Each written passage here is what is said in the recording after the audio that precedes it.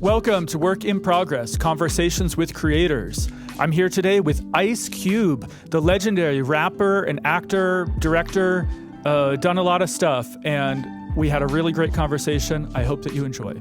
If you enjoy our podcast, please like and subscribe and consider becoming a digital subscriber to the Albuquerque Journal to help us bring you more content like this. You can find this episode and all of our podcasts on the Albuquerque Journal website, abqjournal.com, as well as YouTube, iTunes, and Spotify. See the show notes for a discount code on a digital subscription. Thank you for supporting the Albuquerque Journal, New Mexico's leading news. Thank you, Ice Cube, for being here today. Thanks for having me. Tell us about your current tour. Well, we just completed a tour last year. It was called the Truth to Power Tour, 4 decades of attitude. And we didn't get a chance to go everywhere we wanted to go.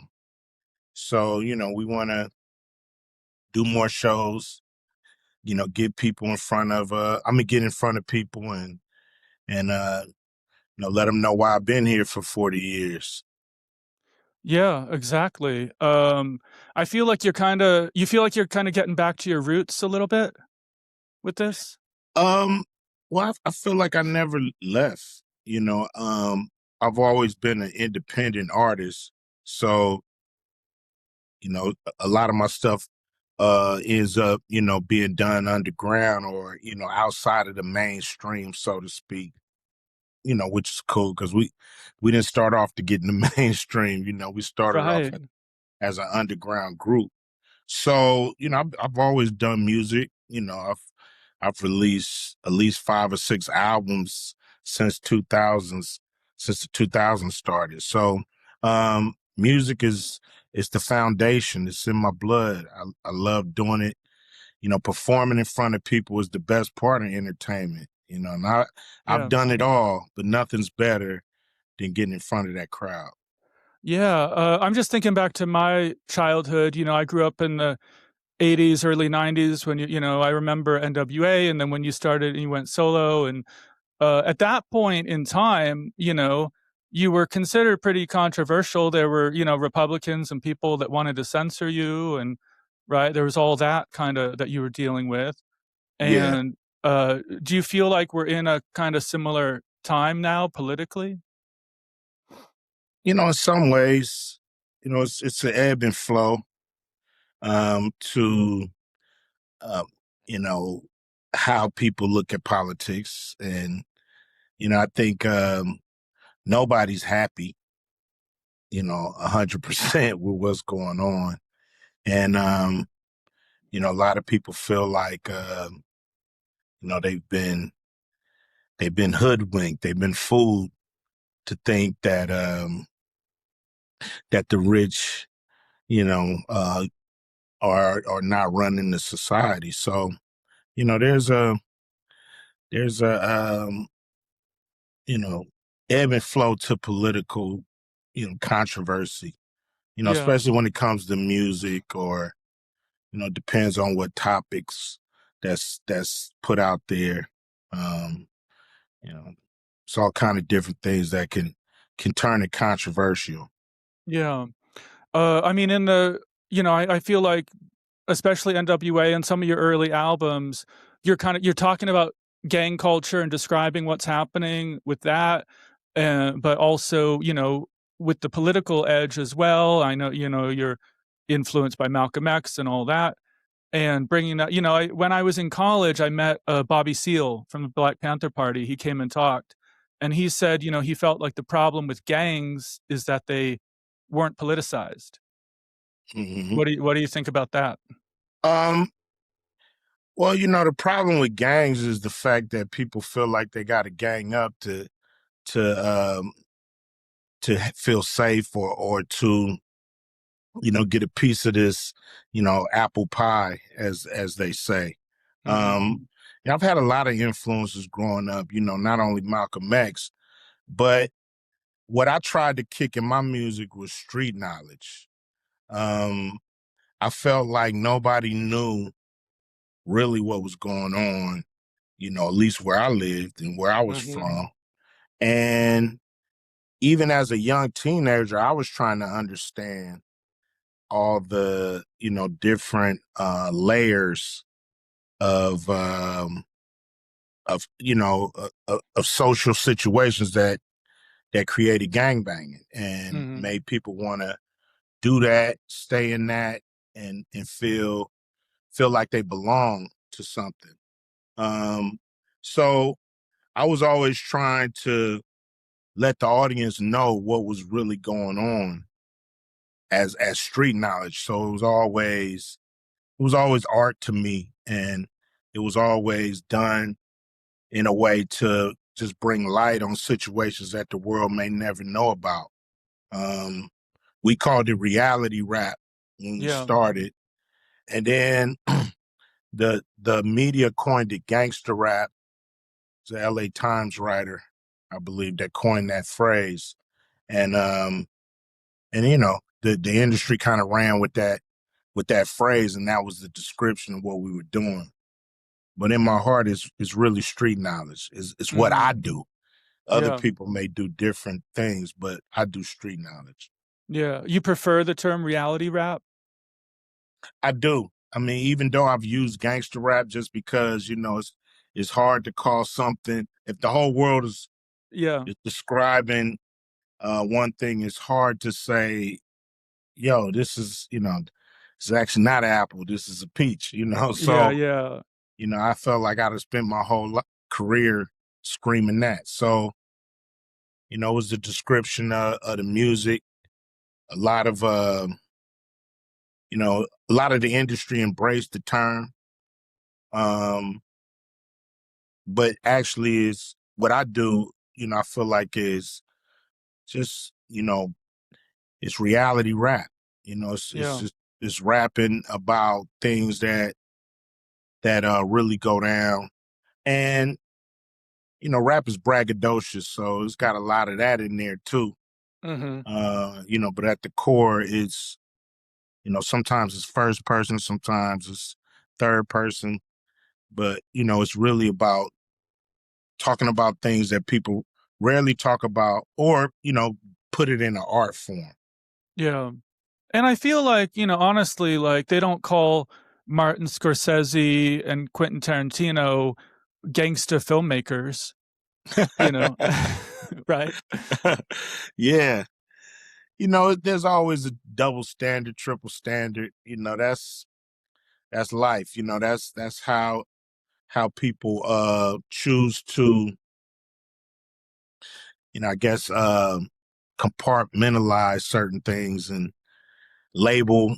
People love labels, and Mhm. not only to put them on you, but to not put them on other people.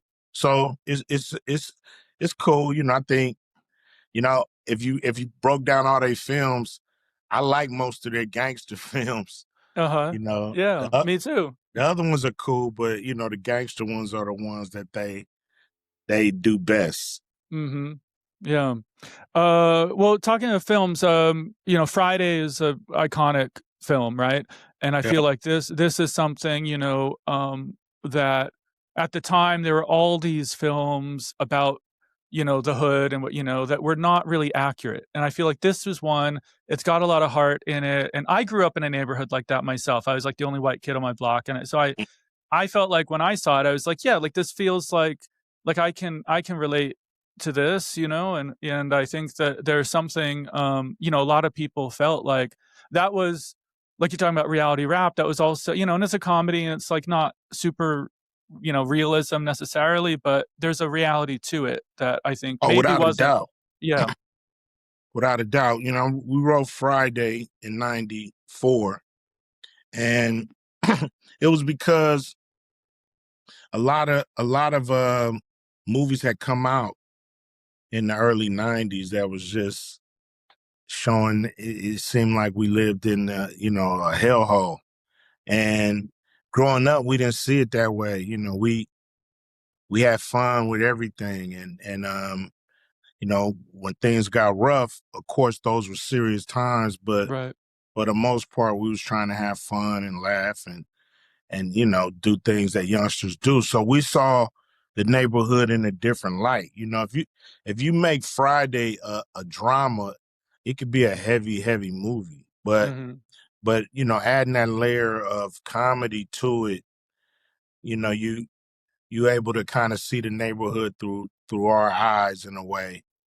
Um, because if we was serious all day, every day, we you know, you go crazy Right. uh living under that pressure. But so, you know, we kind of made light of things that really go down in the hood, and people identify with it. Yeah. Yeah. And you co-wrote that, right? Yeah, Yeah, and you wrote, Players Club also, yeah. I wrote and and directed Players Club. you wrote and directed, and, you know, and you write songs, you write raps, and so I wanna ask you as a writer, whether it's and it might be different for, you know, songs and raps versus movies, but, Hmm. how do you approach, like, the craft of writing? Um, with a movie, you know, I want to have a lot of like, say if you look at it like a chef, I want to have a lot of ingredients before I even start cooking. Mm, So, you know, I spend a lot of time thinking about is this movie worthy? You know, is it enough story? Is it enough you know, visuals? Is it enough um, you know, kind of unseen territory? Is it enough?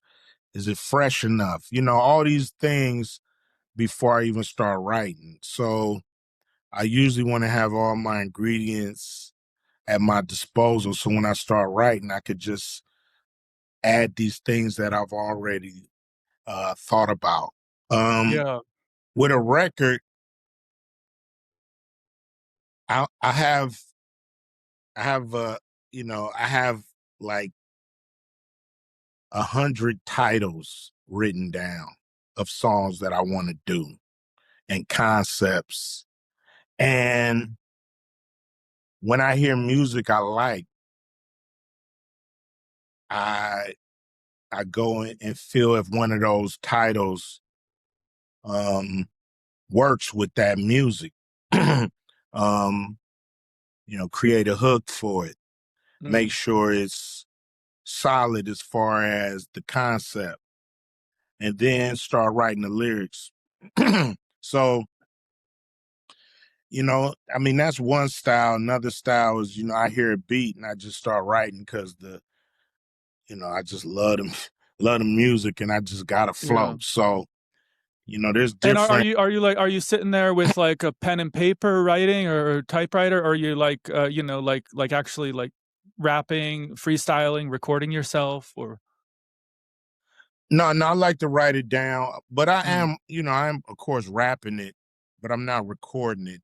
yeah, Um, and you know, now, you know, you typing the shit into this fucking iPhone, mhm, but but you know, that's, you know, I'm a better writer than just you know, freestyle. You know, I like to I like to be specific. mhm. How do you feel like your raps have changed over time? You know, Or your I'm writing has changed? um I mean, it hasn't a lot, but you know, at the end of the day, you know, I got to kind of rap about where I am in life. You know, I don't really want to. When I say that, I'm just talking about, you know, I'm not 22 years old no more. You know, so like I'm not gonna do a lot of raps about that kind of shit. You know, Right. I'm a grown man, and you know, you know, most of my raps are gonna be grown man raps. Mhm. Yeah. Yeah. I mean, that makes sense, and, you know, I think, but also like, but, like, just lyrically, just in terms of, like, your rhyme, your flow, and the way you put. I mean, do you feel like that's changed? Yeah, subject matters. I like to change my flow, Mm. so that's always I'm always do that, because I think it's the most interesting. The flow should match the music. Yeah. So when I hear music, I'm gonna figure out the flow, and then I'm gonna start flowing that way. Yeah. Um, Yeah. so that's gonna make things always change. Let me ask you about something I heard last year. I think someone like firebombed your tour van because they thought it was like an ICE vehicle. Is that right? I mean, I don't know what they thought. It's nothing on the vehicle that says ICE, but it was Mm. I traveled with two buses, and it was a crew bus, and it was parked in front of the hotel. Um, and somebody put it on fire. I don't know what they thought. I don't Mm-hmm. know if it was just a guy who don't like buses, or. I read a story, but maybe it wasn't. They Yeah, I didn't mean, really because my know. name is Ice Cube, they think that I Right. got Ice Cube on my bus, and that somebody mistaked it for like ice. Yeah. So I thought the story was kind of real TMZ-ish, so to Yeah. speak. Yeah. And Yeah. it's just throwing a bunch of narratives together, but it could have been anybody bus. I don't even know if they knew it was my bus. So Yeah. it's Yeah. just a bus in front of a hotel. We in Portland, a lot of homeless people out there, and you just never know. There's a lot Right. of Yeah. drug use going on the streets downtown, so you just never know what happened. I did hear that you said you didn't take it personally, and maybe it was a sensationalized story. So, I didn't take but it personal because it right. wasn't, it was a vehicle on the street that got put on fire. Yeah. So But I do who want to knows? ask you though, since your name is Ice and we're talking about Ice, I want to know if you want to say anything about Ice. That I mean, I'm never down with the feds fucking mm, over people. Like that's that's that's well documented in my career. I'm yeah, never gonna be down with the government um fucking over people. And you know some people may need to go, but it's still way too heavy handed. yeah, yeah, You know what yeah. I'm saying? With the last minute we have here, just do you want to have any final words for people, your fans here? Yeah, man.